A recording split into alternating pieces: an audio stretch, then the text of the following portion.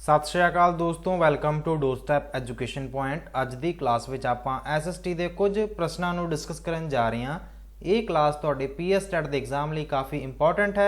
सो शुरू करते हैं अज की अपनी क्लास नूं शुरू करन तो पहला चैनल नूं सबसक्राइब कर लियो एंड वीडियो नूं लाइक जरूर कर दिओ।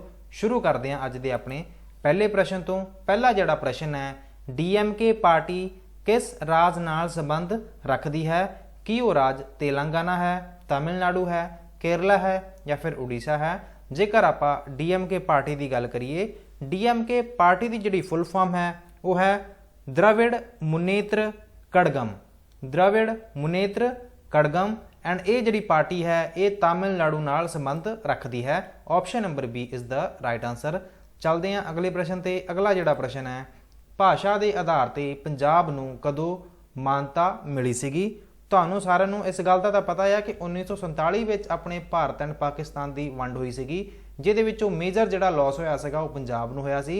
बट भाषा के आधार पर भी पंजाब की वंड की गई सी, जिमें कि हिंदी स्पीकिंग ਜਿਹੜੇ पीपल ਸੀਗੇ ਉਹਨਾਂ ਨੂੰ हरियाणा राज दे दिता सीगा, पहाड़ी बोली बोलन वालिਆਂ ਨੂੰ हिमाचल राज दे दिता गया सी एंड पंजाबी बोली बोलन वाले लोगों ਨੂੰ पंजाब ਜਿਹੜਾ राज हैगा जी ये दिता गया सीगा। ਜਿਹਦੀ ਜਿਹੜੀ ਹੋਂਦ ਹੈਗੀ ਆ ਜਿਹਨੂੰ ਮਾਨਤਾ ਮਿਲੀ ਸੀਗੀ ਉਹ ਮਿਲੀ ਸੀਗੀ ਭਾਸ਼ਾ ਦੇ ਆਧਾਰ ਤੇ 1966 ਵਿੱਚ। Option number D is the right answer. चलते हैं अगले प्रश्न ते। अगला प्रश्न है, बलवंत राय जी मेहता रिपोर्ट संबंध रखती है किहदे नाल? पंचायत राज नाल, सर्वोदया कम नाल, चोण सुधारा नाल या फिर वस्तु ਅਤੇ सेवा कर भाव GST नाल? जेकर आपां बलवंत राय जी मेहता रिपोर्ट पढ़ते हाँ, ਇਹਦੇ ਵਿੱਚ ਆਪਾਂ ਨੂੰ ਇਹ ਗੱਲ ਵੇਖਣ ਨੂੰ ਮਿਲਦੀ ਹੈ ਕਿ ਜਦੋਂ ਇਹ ਰਿਪੋਰਟ ਬਣਾਈ ਗਈ ਸੀਗੀ ਇਹਦੇ ਵਿੱਚ ਜਿਹੜਾ ਮੇਨ ਫੋਕਸ ਦਿੱਤਾ ਗਿਆ ਸੀਗਾ ਕੀਤਾ ਗਿਆ ਸੀ ਕਿ ਜਿਹੜੀ ਲੋਕਾਂ ਦੀਆਂ ਪ੍ਰੋਬਲਮਸ ਹੈਗੀਆਂ ਨੇ ਉਹ ਲੋਕਲ ਲੈਵਲ ਤੇ ਹੀ ਸੋਲਵ ਕਰ ਦਿੱਤੀਆਂ ਜਾਣ। ਸੋ ਜਿਹਦੇ ਕਰਕੇ ਆਪਸ਼ਨ ਨੰਬਰ ਏ ਕੀ ਹੈ ਜੀ, ਪੰਚਾਇਤ ਰਾਜ ਨਾਲ ਇਹ ਸੰਬੰਧ ਰੱਖਦੀ ਹੈ ਰਿਪੋਰਟ। ਭਾਵ ਇਹ ਕਿ ਲੋਕਲ ਜਿਹੜੀਆਂ ਬਾਡੀਜ਼ ਨੇ ਲੋਕਾਂ ਦੀਆਂ ਪ੍ਰੋਬਲਮਸ ਨੂੰ ਲੋਕਲ ਲੈਵਲ ਤੇ ਹੀ ਸੋਲਵ ਕਰ ਦਿੱਤਾ ਜਾਵੇ। So option number A is the right answer. चलते हैं अगले प्रश्न ते। एंड जी बलवंत राय जी मेहता जी रिपोर्ट हैगी आ इनू मेनली भारत सरकार द्वारा 1957 दे विच मतलब बनाया गया सीगा एग्जामिन करन लई कि मतलब की प्रॉब्लम्स आ रही ने विकास विच। अगला प्रश्न वेखदे हां, धरती की सब तो उपरली जिहड़ी परत हुंदी है उहनूं आपां की कहने आ? कि वो कोर है, कि वो नाइफ है, कि वो पेपड़ी है, कि वो मैंटल है? सो ਇਹਦਾ ਜਿਹੜਾ ਜਵਾਬ ਹੈ, ਵੈਸੇ ਦੋਸਤੋ ਆਪਾਂ ਜਿਓਗ੍ਰਾਫੀ ਦੀਆਂ ਕੁਝ ਵੀਡੀਓਜ਼ ਬਣਾਈਆਂ ਸੀਗੀਆਂ, ਜੇਕਰ ਤੁਸੀਂ ਉਹਨਾਂ ਵੀਡੀਓਜ਼ ਨੂੰ ਵੇਖਿਆ ਹੋਊਗਾ ਤੁਸੀਂ ਇਸ ਪ੍ਰਸ਼ਨ ਦਾ ਜਵਾਬ ਜ਼ਰੂਰ ਦੇ ਸਕਦੇ ਹੋ। ਇਹਦਾ ਜਿਹੜਾ ਸਹੀ ਜਵਾਬ ਹੈ ਉਹ ਹੈ ਪੇਪੜੀ, ਜਿਹਨੂੰ ਤੁਸੀਂ ਇੰਗਲਿਸ਼ ਵਿੱਚ ਕਰਸਟ ਕਹਿੰਦੇ ਹੋ। ਬਾਕੀ ਕੋਰ ਨੂੰ ਆਪਾਂ ਕੋਰ ਕਹਿੰਦੇ ਆ, ਇਹ ਸਾਰਿਆਂ ਨਾਲੋਂ ਅੰਦਰਲੀ ਪਰਤ ਹੁੰਦੀ ਆ ਜਦੋਂ ਆਪਾਂ ਅਰਥ ਦੇ ਸਟਰਕਚਰ ਦੀ ਗੱਲ ਕਰਦੇ ਆ। ਜਿਹੜੀ ਸਾਰਿਆਂ ਨਾਲੋਂ ਉਤਲੀ ਜਿਹੜੀ ਪਰਤ ਹੁੰਦੀ ਆ ਨਾ, ਲਗਭਗ 8 ਤੋਂ ਲੈ ਕੇ 40 ਕਿਲੋਮੀਟਰ ਤੱਕ ਦੀ ਇਹਦੀ ਮੋਟਾਈ ਵੇਖਣ ਨੂੰ ਮਿਲਦੀ ਆ, ਇਹਨੂੰ ਆਪਾਂ ਕਰਸਟ ਜਾਂ ਫਿਰ ਪੇਪੜੀ ਕਹਿੰਦੇ ਆ।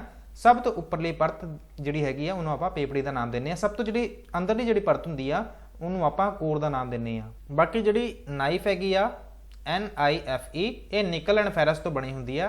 बट इहदा सही जवाब है option number C is the right answer. अगले प्रश्न नूं वेख लैंदे आ, पृथ्वी काल विच किहड़े ग्रह ते सब तो छोटा साल हुंदा है? जेकर आपां गल करिए किहड़ा इहो जिहा ग्रह है ਜਿਹਦਾ ਜਿਹੜਾ ਸਾਲ ਹੈਗਾ ਸਭ ਤੋਂ ਛੋਟਾ ਹੁੰਦਾ ਹੈ? ਜਿਵੇਂ ਕਿ ਆਪਣੇ ਪ੍ਰਿਥਵੀ ਨੂੰ 365 ਦਿਨ ਲੱਗਦੇ ਹੈਗੇ ਆ ਜੇਕਰ ਇਹਨੇ ਸੂਰਜ ਦੇ ਆਲੇ ਦੁਆਲੇ ਚੱਕਰ ਕੱਟਣਾ ਹੋਵੇ। ਸੋ ਇਹੋ ਜਿਹਾ ਕਿਹੜਾ ਗ੍ਰਹਿ ਹੈ ਜਿਹੜਾ ਸੂਰਜ ਹੈਗਾ ਨਾ ਉਹਦੇ ਆਲੇ ਦੁਆਲੇ ਉਹਨੂੰ ਚੱਕਰ ਲਾਉਣ ਦੇ ਵਿੱਚ ਸਾਰਿਆਂ ਨਾਲੋਂ ਘੱਟ ਟਾਈਮ ਲੱਗਦਾ ਆ? ਕੀ ਉਹ ਬੁੱਧ ਹੈ, ਕੀ ਉਹ ਪਲੂਟੋ ਗ੍ਰਹਿ ਹੈ ਜਾਂ ਫਿਰ ਵਰੁਣ ਹੈ ਜਾਂ ਫਿਰ ਉਹ ਧਰਤੀ ਹੈ? ਜੇਕਰ ਆਪਾਂ ਗੱਲ ਕਰੀਏ ਪ੍ਰਿਥਵੀ ਕਾਲ ਵਿੱਚ ਇਹੋ ਜਿਹਾ ਕਿਹੜਾ ਗ੍ਰਹਿ ਹੈ ਜਿਹਨੂੰ ਸਭ ਤੋਂ मतलब ਘੱਟ ਸਾਲ ਲੱਗਦੇ ਹੈਗੇ ਆ, ਉਹ ਹੈਗਾ ਬੁੱਧ, ਜਿਹਨੂੰ ਤੁਸੀਂ ਇੰਗਲਿਸ਼ ਵਿੱਚ ਮਰਕਰੀ ਗ੍ਰਹਿ ਵੀ ਕਹਿੰਦੇ ਹੋ। ਕਿਉਂਕਿ ਮਰਕਰੀ ਗ੍ਰਹਿ ਜਿਹੜਾ ਹੈਗਾ ਆ ਇਹਨਾਂ ਜਿਹੜਾ ਆਪਣਾ ਸੂਰਜ ਹੈ ਨਾ ਇਹਦੇ ਬਹੁਤ ਜ਼ਿਆਦਾ ਨੇੜੇ ਸਥਿਤ ਹੈਗਾ। ਮਤਲਬ ਉਸ ਤੋਂ ਬਾਅਦ ਹੀ ਤੁਹਾਨੂੰ ਜਿਹੜੇ ਬਾਕੀ ਦੇ ਗ੍ਰਹਿ ਹੈਗੇ ਨੇ ਜੀ ਉਹ ਤੁਹਾਨੂੰ ਵੇਖਣ ਨੂੰ ਮਿਲਦੇ ਨੇ। ਜਿਵੇਂ ਕਿ ਤੁਹਾਨੂੰ ਪਤਾ ਹੀ ਹੋਊਗਾ ਜਿਹੜਾ ਸਭ ਤੋਂ ਜਿਹੜਾ ਪਹਿਲਾ ਗ੍ਰਹਿ ਹੈ ਉਹਦਾ ਨਾਮ ਕੀ ਹੈਗਾ? ਮਰਕਰੀ। ਦੂਜੇ ਨੰਬਰ ਤੇ ਵੀਨਸ ਹੈ, ਤੀਸਰੇ ਨੰਬਰ ਤੇ ਅਰਥ ਹੈ, ਚੌਥੇ ਨੰਬਰ ਤੇ ਮਾਰਸ ਵੇਖਣ ਨੂੰ ਮਿਲਦਾ ਹੈ। ਉਸ ਤੋਂ ਬਾਅਦ ਤੁਹਾਨੂੰ ਜੁਪੀਟਰ ਨਾਮ ਦਾ ਜਿਹੜਾ ਗ੍ਰਹਿ ਹੈ ਉਹ ਵੇਖਣ ਨੂੰ ਮਿਲਦਾ ਹੈ। उस तो बाद सैटर्न, उस तो बाद यूरेनस ते लास्ट ते आ गया जी नैपचून।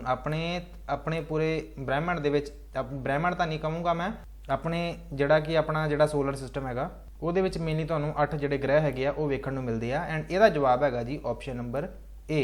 ਚੱਲਦੇ ਹਾਂ ਜੀ ਅਗਲੇ ਪ੍ਰਸ਼ਨ ਤੇ। ਧਰਤੀ ਉੱਪਰ ਕਿਹੜਾ ਸਭ ਤੋਂ ਛੋਟਾ ਮਹਾਦਵੀਪ ਹੈ?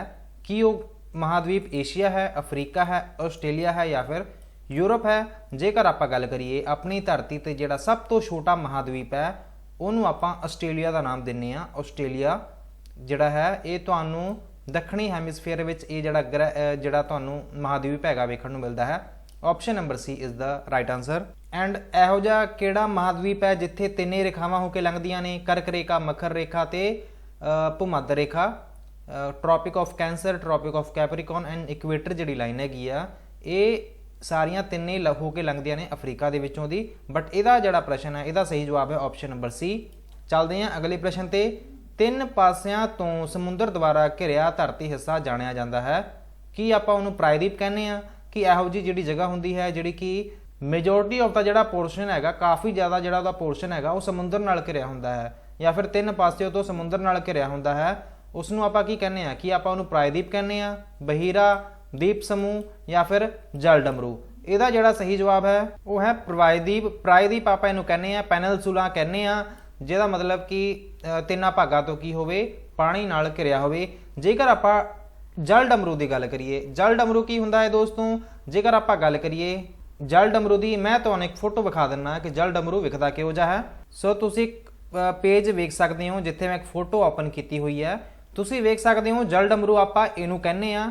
ਭਾਵ ਇਹ ਕਿ ਇੱਥੇ ਦੋ ਤੁਹਾਨੂੰ ਜਿਹੜੇ ਵਾਟਰ ਬੋਡੀਜ਼ ਹੁੰਦੀਆਂ ਨੇ ਉਹਨਾਂ ਨੂੰ ਜਿਹੜਾ ਜੋੜਨ ਦਾ ਜਿਹੜਾ ਕੰਮ ਕੀਤਾ ਜਾਂਦਾ ਹੈ, ਜਿਹਦੇ ਥਰੂ ਜਿਹੜਾ ਇਹ ਤੁਹਾਨੂੰ ਤੰਗ ਜਿਹਾ ਜਿਹੜਾ ਰਾਹ ਨਹੀਂ ਵੇਖਣ ਨੂੰ ਮਿਲ ਰਿਹਾ, ਇਹਨੂੰ ਹੀ ਆਪਾਂ ਕੀ ਕਹਿੰਦੇ ਆ? ਇਹਨੂੰ ਆਪਾਂ ਜਲ ਡਮਰੂ ਦਾ ਨਾਮ ਦਿੰਨੇ ਆ, ਕਿਉਂਕਿ ਇਹਦੇ ਥਰੂ ਆਪਾਂ ਜਿਹੜੇ ਦੋ ਵੱਡੇ ਜਿਹੜੇ ਪਾਰਟ ਹੁੰਦੇ ਨੇ ਪਾਣੀ ਦੇ, ਵਾਟਰ ਬੋਡੀਜ਼ ਹੋ ਸਕਦੀਆਂ ਨੇ, ਉਹਨਾਂ ਨੂੰ ਜਿਹੜਾ ਜੋੜਨ ਦਾ ਕੰਮ ਹੈ ਇਹ ਜਲ ਡਮਰੂ ਹੀ ਕਰਦਾ ਹੈ। ਇਹਨੂੰ ਆਪਾਂ ਜਲ ਡਮਰੂ ਦਾ ਨਾਮ ਦਿੰਨੇ ਆ। ਚੱਲਦੇ ਹਾਂ ਜੀ ਅੱਜ ਦੇ ਆਪਣੇ ਅਗਲੇ ਪ੍ਰਸ਼ਨ ਤੇ। ਅਗਲਾ ਜਿਹੜਾ ਪ੍ਰਸ਼ਨ ਹੈ ਜਿਹਦੇ ਵਿੱਚ ਤੁਹਾਨੂੰ ਪੁੱਛਿਆ ਜਾ ਰਿਹਾ ਹੈ ਐਲ ਨੀਨੋ ਹੈ। ਐਲ ਨੀਨੋ ਕੀ ਹੈ ਜੀ? ਇਹਦੇ ਬਾਰੇ ਤੁਸੀਂ ਦੱਸ ਦਿਓ। ਜੇਕਰ ਆਪਾਂ ਐਲ ਨੀਨੋ ਦੀ ਗੱਲ ਕਰੀਏ, ਕੀ ਇਹ ਮਹਾਸਾਗਰ ਤਰੰਗ ਨਹੀਂ ਹੈ, ਉੱਚ ਮਹਾਸਾਗਰ ਤਰੰਗ ਹੈ, ਜਾਂ ਫਿਰ ਆਪਸ਼ਨ ਨੰਬਰ ਸੀ ਕਿ ਇਹ ਇੱਕ ਗਰਮ ਮਹਾਸਾਗਰ ਤਰੰਗ ਹੈ ਜਾਂ ਫਿਰ ਠੰਡੀ ਮਹਾਸਾਗਰ ਤਰੰਗ ਹੈ? So option number C is the right answer. El Nino ਕੀ ਹੈ? ਇੱਕ ਗਰਮ ਮਹਾਸਾਗਰ ਤਰੰਗ ਹੈਗੀ ਆ। ਇਹ ਜਿਹੜੀਆਂ ਹੁੰਦੀਆਂ ਨੇ ਵਾਰਮ ਵਾਟਰ ਕਰੰਟਸ ਹੁੰਦੀਆਂ ਨੇ। Option number C is the right answer. ਚੱਲਦੇ ਹਾਂ ਅਗਲੇ ਪ੍ਰਸ਼ਨ ਤੇ। ਕਿਹੜਾ ਦੇਸ਼ ਚੜ੍ਹਦੇ ਸੂਰਜ ਦੀ ਧਰਤੀ ਕਹਾਉਂਦਾ ਹੈ? ਉੱਤਰੀ ਕੋਰੀਆ, ਜਾਪਾਨ, ਚੀਨ ਜਾਂ ਫਿਰ ਤਾਇਵਾਨ? ਜੇਕਰ ਆਪਾਂ ਗੱਲ ਕਰੀਏ ਕਿ ਰਾਈਜ਼ਿੰਗ ਸਨ ਆਪਾਂ ਕਿਹੜੇ ਦੇਸ਼ ਨੂੰ ਕਹਿੰਦੇ ਆ? ਉਹ ਆਪਾਂ ਕਹਿੰਦੇ ਆ ਜਾਪਾਨ ਨੂੰ, ਕਿਉਂਕਿ ਜਿਹੜਾ ਸੂਰਜ ਹੈ ਇੱਧਰ ਵਾਲੀ ਸਾਈਡ ਤੋਂ ਹੀ ਚੜ੍ਹਨਾ ਸ਼ੁਰੂ ਕਰਦਾ ਹੈ। ਜਾਪਾਨ ਤੁਹਾਨੂੰ ਮੇਨਲੀ ਈਸਟ ਵਿੱਚ ਵੇਖਣ ਨੂੰ ਮਿਲਦਾ ਹੈ। ਮੈਂ ਤੁਹਾਨੂੰ ਇੱਕ ਵਾਰ ਮੈਪ ਤੇ ਵੀ ਵਿਖਾ ਦਿੰਦਾ ਜਿਹੜਾ ਜਾਪਾਨ ਨਾਮ ਦਾ ਜਿਹੜਾ ਦੇਸ਼ ਹੈ ਤੁਹਾਨੂੰ ਉਹ ਕਿੱਥੇ ਵੇਖਣ ਨੂੰ ਮਿਲਦਾ ਹੈ। ਜਦੋਂ ਆਪਾਂ ਜਾਂਦੇ ਹਾਂ ਗੂਗਲ ਅਰਥ ਤੇ, ਤੁਹਾਡੇ ਸਾਹਮਣੇ ਮੈਂ ਇੱਕ ਵਾਰ ਜਾਪਾਨ ਦੀ ਜਿਹੜੀ ਫੋਟੋ ਹੈਗੀ ਆ ਜੀ ਉਹ ਵੀ ਮੈਂ ਵਿਖਾ ਦਿੰਦਾ। ਜਦੋਂ ਆਪਾਂ ਆਪਣੀ ਧਰਤੀ ਦੇ ਵਿੱਚ ਜਿਹੜਾ ਆਪਣਾ ਜਿਹੜਾ ਭਾਰਤ ਹੈਗਾ, ਜਦੋਂ ਆਪਣੇ ਭਾਰਤ ਤੋਂ ਆਪਾਂ ਆਹ ਵਾਲੀ ਸਾਈਡ ਤੇ ਜਾਂਦੇ ਹਾਂ, ਤੁਸੀਂ ਮੈਪ ਤੇ ਵੇਖ ਸਕਦੇ ਹੋ ਇੱਧਰ ਵਾਲੀ ਸਾਈਡ ਤੇ ਤੁਹਾਨੂੰ ਜਾਪਾਨ ਵੇਖਣ ਨੂੰ ਮਿਲਦਾ ਹੈ। ਇੱਧਰੋਂ ਹੀ ਮਤਲਬ ਸੂਰਜ ਜਿਹੜਾ ਚੜ੍ਹਦਾ ਹੈ ਈਸਟ ਤੋਂ ਹੀ ਚੜ੍ਹਦਾ ਹੈ ਨਾ। ਸੋ ਇੱਧਰੋਂ ਆਪਾਂ ਇਹਨੂੰ ਕੀ ਕਹਿੰਦੇ ਆ? ਚੜ੍ਹਦੇ ਸੂਰਜ ਦਾ ਦੇਸ਼ ਆਪਾਂ ਇਹਨਾਂ ਨੂੰ ਕਹਿੰਦੇ ਆ। ਇਹ ਜਾਪਾਨ ਹੈਗੀ ਆ ਕੰਟਰੀ, ਤੁਸੀਂ ਵੇਖ ਸਕਦੇ ਹੋ ਸਾਰੇ ਜਣੇ। ਹੁਣ ਆਪਾਂ ਚੱਲਦੇ ਹਾਂ ਅੱਜ ਦੇ ਆਪਣੇ ਲਾਸਟ ਪ੍ਰਸ਼ਨ ਨੂੰ ਵੀ ਵੇਖ ਲੈਂਦੇ ਆ। ਕਿਹੜਾ ਖੇਤਰ ਭਾਰਤੀ ਮਹਾਸਾਗਰ ਨਾਲ ਨਹੀਂ ਜੁੜਿਆ ਹੈ? ਕੀ ਉਹ ਅਫਰੀਕਾ ਹੈ, ਕੀ ਉਹ ਏਸ਼ੀਆ ਹੈ, ਕੀ ਉਹ ਆਰਕਟਿਕ ਹੈ, ਕੀ ਉਹ ਆਸਟ੍ਰੇਲੀਆ ਹੈ? ਸੋ ਇੱਥੇ ਜਿਹੜਾ ਸਹੀ ਜਵਾਬ ਹੈ ਉਹ ਹੈ ਆਰਕਟਿਕ, ਕਿਉਂਕਿ ਜਿਹੜਾ ਇੰਡੀਅਨ ਓਸ਼ਨ ਹੈ ਉਹਦੇ ਨਾਲ ਤੁਹਾਨੂੰ ਅਫਰੀਕਾ, ਏਸ਼ੀਆ ਐਂਡ ਆਸਟ੍ਰੇਲੀਆ ਵੇਖਣ ਨੂੰ ਜੁੜਿਆ ਹੋਇਆ ਵੇਖਣ ਨੂੰ ਮਿਲਦਾ ਹੈ। ਬਟ ਆਰਕਟਿਕ ਜਿਹੜਾ ਹੈ ਇਹ ਤੁਹਾਨੂੰ ਉੱਥੇ ਨਹੀਂ ਵੇਖਣ ਨੂੰ ਮਿਲਦਾ। ਇਹਨੂੰ ਵੀ ਮੈਂ ਤੁਹਾਨੂੰ ਇੱਕ ਵਾਰ ਮੈਪ ਤੇ ਵਿਖਾ ਦਿੰਦਾ। ਜਦੋਂ ਆਪਾਂ ਜਾਂਦੇ ਹਾਂ ਗੂਗਲ ਅਰਥ ਤੇ, ਉੱਥੇ ਮੈਂ ਤੁਹਾਨੂੰ ਅਫਰੀਕਾ, ਏਸ਼ੀਆ ਐਂਡ ਆਸਟ੍ਰੇਲੀਆ ਦੀ ਪਹਿਲਾਂ ਮੈਂ ਇੱਕ ਪਿਕਚਰ ਵਿਖਾ ਦਿੰਦਾ। ਜਿਵੇਂ ਕਿ ਇਹ ਆਪਣੀ ਅਰਥ ਹੈਗੀ ਆ, ਆਪਣੀ ਜਿਹੜਾ ਭਾਰਤ ਹੈ ਇੱਧਰ ਤੁਹਾਨੂੰ ਇੰਡੀਅਨ ਓਸ਼ਨ ਵੇਖਣ ਨੂੰ ਮਿਲਦਾ ਹੈ ਜੇਕਰ ਆਪਾਂ ਆਹ ਵਾਲੇ ਹਿੱਸੇ ਦੀ ਗੱਲ ਕਰਦੇ ਹਾਂ। ਐਂਡ ਇਹਦੇ ਵਿੱਚ ਤੁਸੀਂ ਜੋ ਵੇਖਦੇ ਹੋ ਤੇ ਤੁਹਾਨੂੰ ਆਸਟ੍ਰੇਲੀਆ ਇੱਧਰ ਤੁਹਾਨੂੰ ਵੇਖਣ ਨੂੰ ਮਿਲਦਾ ਹੈ, ਜਿਵੇਂ ਕਿ ਆ ਆਪਣਾ ਇੰਡੀਅਨ ਓਸ਼ਨ ਹੈ।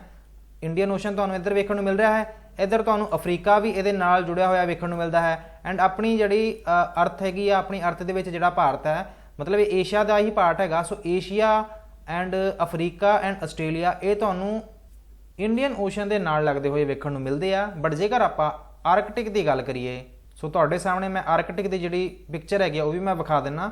ਆਰਕਟਿਕ ਤੁਹਾਨੂੰ ਇੱਧਰ ਵਾਲੀ ਸਾਈਡ ਤੇ ਤੁਹਾਨੂੰ ਵੇਖਣ ਨੂੰ ਮਿਲਦਾ ਹੈ। ਸੋ ਤੁਸੀਂ ਵੇਖ ਸਕਦੇ ਹੋ ਆਰਕਟਿਕ ਤੁਹਾਨੂੰ ਬਹੁਤ ਹੀ ਨਾਰਥਰਨ ਹੈਮੀਸਫੇਅਰ ਦੇ ਵਿੱਚ ਪੋਲਰ ਰੀਜਨ ਵਿੱਚ ਵੇਖਣ ਨੂੰ ਮਿਲਦਾ ਹੈ। ਸੋ ਇਹਦਾ ਕੋਈ ਵੀ ਰਿਲੇਸ਼ਨ ਨਹੀਂ ਹੈਗਾ ਜੇਕਰ ਆਪਾਂ ਗੱਲ ਕਰਦੇ ਹਾਂ ਇੰਡੀਅਨ ਓਸ਼ਨ ਨਾਲ। ਸੋ ਅੱਜ ਦੀ ਵੀਡੀਓ ਵਿੱਚ ਇੰਨਾ ਹੀ। ਉਮੀਦ ਮੈਂ ਇਹੀ ਕਰੂੰਗਾ ਸੈਸ਼ਨ ਤੁਹਾਨੂੰ ਪਸੰਦ ਜ਼ਰੂਰ ਆਇਆ ਹੋਊਗਾ। ਜੇਕਰ ਸੈਸ਼ਨ ਪਸੰਦ ਆਇਆ ਹੈ ਤਾਂ ਲਾਈਕ ਦਾ ਬਟਨ ਜ਼ਰੂਰ ਪ੍ਰੈਸ ਕਰ ਦਿਓ ਐਂਡ ਆਪਦੇ ਦੋਸਤਾਂ ਨੂੰ ਵੀ ਇਹ ਵੀਡੀਓ ਸ਼ੇਅਰ ਕਰ ਦਿਓ। ਚੈਨਲ ਨੂੰ ਸਬਸਕ੍ਰਾਈਬ ਕਰਨਾ ਬਿਲਕੁਲ ਨਾ ਭੁੱਲਿਓ। Thank you so much for watching. God bless you all.